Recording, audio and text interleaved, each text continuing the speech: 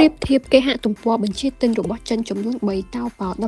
1688 ទីម៉តោប៉ោគឺជាឋានសួគ៌លក់រាយធំបំផុតរបស់ប្រទេសចិនមានគុណសម្បត្តិការរចនាចម្រុះបំផុតតម្លៃថោកកម្មវិធីបញ្ចុះតម្លៃជាច្រើនគុណវិបត្តិហាងផ្ទាល់ខ្លួនជាច្រើនគុណភាពមិនស្មើគ្នាទីម៉គឺជាវេទិកាពាណិជ្ជកម្មអេឡិចត្រូនិកសម្រាប់ទំនិញពិតប្រាកដគុណសម្បត្តិគឺម៉ាកល្បីៗទាំងអស់ត្រូវបានត្រួតពិនិត្យគុណភាពមានស្ថិរភាពការធានាច្បាស់លាស់គុណវិបត្តិតម្លៃគឺខ្ពស់ជាងតោប៉ោមិនសមរម្យសម្រាប់អាជីវកម្មដែលត្រូវការតម្លៃលក់ដុំចំណែក1688គេហទំព័រតម្លៃលក់ដុំលេខ1របស់ប្រទេសចិនដែលពេញនិយមបំផុតជាមួយពាណិជ្ជករ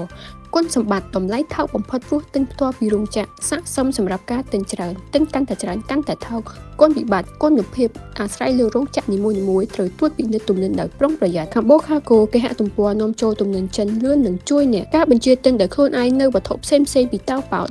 1688ដំណើរការបញ្ជាទិញសាមញ្ញនៅលើចំណុចតែមួយប៉ុណ្ណោះទទួលបានទំនិញយ៉ាងឆាប់រហ័សក្នុងរយៈពេលត្រឹមតែ5 ទៅ 7 ថ្ងៃប៉ុណ្ណោះ